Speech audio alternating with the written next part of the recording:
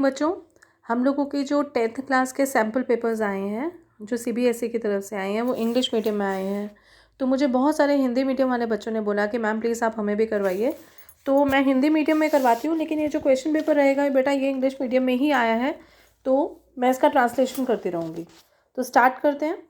हमारा question number first है, when, ये एक्चुअली सैम्पल पेपर 16 है, ठीक है। मैंने एक एक कॉपी सारे ग्रुप्स में डाल दी है इसकी। सारे ये 16 सैम्पल पेपर्स हैं साइंस के, हम लोग सारे कोशिश करेंगे कि इनको कवर करें। और इनकी इंग्लिश की मैंने डाली है, मतलब जैसे ही आए हैं वैसे ही मैंने आपको फॉरवर्ड कर दिया है। तो चलो स्टार्ट करते हैं। क्वेश्चन नंबर 1 है, ये ऑब्जेक्टिव टाइप पैटर्न है, जो अभी आपका क्लास 10th का आपके एग्ज़ाम स्टार्ट होंगे अभी 10th के बोर्ड के, मतलब और वैसे तो स्टार्ट हो चुके हैं। जो साइंस का आपका पेपर रहेगा, इसमें सेक्शन ए जो है वो 24 क्वेश्चंस का रहेगा, और जिसमें से आपको 20 क्वेश्चंस करने होंगे। सेक्शन बी जो है वो 24 क्वेश्चंस का रहेगा, जिसमें से भी आपको 20 क्वेश्चंस करने हैं। और जो सेक्शन सी रहेगा वो 12 क्वेश्चंस का रहेगा, जिसमें से आपको 10 करने हैं। तो मतलब आपको 50 क्वेश्चंस टोटल आपको करने हैं। टाइम आपको 90 मिनट्स का मिलेगा, और इसके जो मार्क्स होंगे वो 40 के होंगे, मतलब 0.8 मार्क्स का एक क्वेश्चन होगा, ठीक है। तो कोई नेगेटिव मार्किंग नहीं है और सबके इक्वल मार्क्स हैं। तो आपको टोटल 50 क्वेश्चंस करने होंगे। तो स्टार्ट करते हैं। क्वेश्चन नंबर 1, जब कैल्शियम नाइट्रेट को, मैं हिंदी में ही बोल रही हूँ, जब कैल्शियम नाइट्रेट को गर्म किया जाता है तो ये देता है calcium oxide, nitrogen dioxide gas और ऑक्सीजन गैस। तो हमें इसके करेक्ट नंबर ऑफ मोल्स बताने हैं जो इनमें प्रेजेंट होंगे। तो इसके जो करेक्ट नंबर ऑफ मोल्स होंगे वो 2241 बी पार्ट आ जाएगा हमारा, क्योंकि कैल्शियम नाइट्रेट के, कैल्शियम ऑक्साइड के, नाइट्रोजन डाइऑक्साइड के, ऑक्सीजन गैस के जो इसमें मोल्स होंगे वो कितने होंगे, 4 मोल्स नाइट्रोजन डाइऑक्साइड के और 1 होगा ऑक्सीजन का। तो बी पार्ट हमारा सही आ जाएगा। सेकेंड क्वेश्चन है, a blue litmus paper was first dipped in dilute HCl। एक ब्लू लिटमस पेपर को हम लोगों ने डिप करा हाइड्रोक्लोरिक एसिड के अंदर, और उसके बाद डिप करा सोडियम हाइड्रोक्साइड सॉल्यूशन के अंदर, ठीक है। तो हमें ये बताना है कि लिटमस पेपर के कलर में क्या चेंजेस होंगे। तो इसका जो ऑप्शन आएगा राइट, वो आ जाएगा कि जब उसको हम एसिड में डालेंगे तो बेटा वो रेड हो जाएगा, ठीक है, और जब हम बेस में डालेंगे तो ब्लू हो जाएगा। तो ऑब्वियसली इसका जो राइट ऑप्शन आएगा वो आ जाएगा ऑप्शन नंबर सी, ठीक है। चलो नेक्स्ट क्वेश्चन है, विच one of the following is incorrect for metals. अब ये ध्यान से पढ़ना कि इनमें से कौन सा सही नहीं है, ठीक है।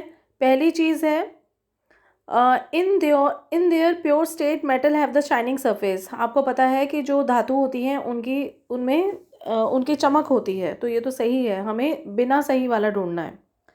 फिर दूसरा है, the ability of metals to be drawn into thin wires is called malleability, कि अगर हम लोग धातुओं को तारों के रूप में खींच सकते हैं तो उसको हम तन्यता कहते हैं। तन्यता नहीं कहते बेटा, उसको उसको क्या कहते हैं, डक्टिलिटी कहते हैं। तन्यता कहते हैं डक्टिलिटी को, और मेलेबिलिटी को हम कहते हैं अघातवर्णीयता, ठीक है ना। तो ये सेकंड हमारा ऑप्शन सेकंड वाला हमारा ऑप्शन गलत है। उसको मेलेबिलिटी नहीं कहा जाता, डक्टिलिटी कहा जाता है, तन्यता कहा जाता है। मेलेबिलिटी का मतलब होता है अघातवर्णीयता, और डक्टिलिटी का मतलब होता है तन्यता। तो ये हमारा गलत ऑप्शन है। तो एक तो ये हो गया गलत। फिर है, मेटल्स आर जनरली सॉफ्ट, ये भी गलत है, क्योंकि जो धातुएं होती हैं सॉफ्ट नहीं होती, वो हार्ड होती हैं, ठीक है। तो हमारा जो ऑप्शन आएगा वो आ जाएगा बी ऑप्शन आ जाएगा। नेक्स्ट हमारा क्वेश्चन है, which of the following statement is correct. अब हमें ढूंढना है कि इनमें से करेक्ट कौन सी है। तो दो तरह के चेंजेस होते हैं, एक फिजिकल चेंज होता है, केमिकल चेंज होता है। फिजिकल मतलब भौतिक, जो भौतिक परिवर्तन होते हैं, और जो केमिकल चेंजेस होता है मतलब रासायनिक परिवर्तन होते हैं। अब इसमें हम लोगों को ये ढूंढना है कि कौन सा करेक्ट है। तो इन physical change new substance is formed, एक फिजिकल चेंजेस में नया सब्सटेंस फॉर्म होता है, ऐसा नहीं होता, तो ये गलत है। सेकंड है, in physical change no new substance is formed, हाँ, भौतिक परिवर्तन में कोई नया सब्सटेंस नहीं बनता, ठीक है। तो सी तो है, उसमें लिखा है कि इन physical change chemical composition of substances change, कि उसका जो है केमिकल कॉम्पोजिशन बदल जाता है, मतलब जो उसका रासायनिक गुण धर्म है वो बदल जाते हैं। तो हमारा जो ऑप्शन इसमें सही रहेगा वो फोर्थ का बी रहेगा, कि भौतिक परिवर्तन वो परिवर्तन है जिसमें नई वस्तु का निर्माण नहीं होता। ओके, नेक्स्ट क्वेश्चन है 5th question, which one of the following can be use as an acid base indicator by a visually impaired person. अगर किसी की आंखें नहीं हैं तो वो कैसे बता सकता है कि वो कैसे बता सकता है कि वो एक इंडिकेटर है। इंडिकेटर मतलब जो हमें ये बताता है कि ये वस्तु जो है वो एसिड है या बेस है। ठीक है, ऑब्वियसली जिसको नज़र नहीं आता वो सूंघ के बता सकता है, और सूंघने वाली इसमें जो चीज़ है वो है सी।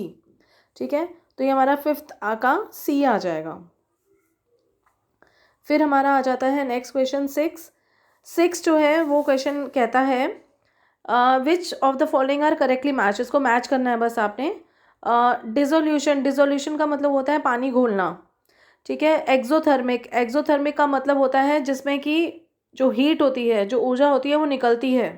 ठीक है, और रिवर्सिबल चेंज वो होता है जो कि वापस आ सकता है। मतलब जैसे कि सपोज हाइड्रोजन और ऑक्सीजन मिलाकर बने पानी, और पानी को अगर तोड़ा तो बन गया हाइड्रोजन और ऑक्सीजन, तो दोनों साइड जो रिएक्शन चलता है उसको रिवर्सिबल चेंज कहते हैं। ठीक है ना, तो इसे ये मैच करना है। तो हमारा इसमें ऑप्शन जो है 1 और 3, सी वाला जो है वो ठीक है। 1 में डिसोल्यूशन और 3 वाला जो है रिवर्सिबल चेंज वाला। ठीक है, नेक्स्ट क्वेश्चन है 7th क्वेश्चन, द सब्सटेंसेज जो start with are called dash and after the chemical change what is formed is called dash. तो हमारा इसका ऑप्शन ये आएगा कि जब हम अभिकारक मिलाते हैं तो उत्पादों का निर्माण होता है। तो हमारे पास ऑप्शन डी आ जाएगा जो सही है।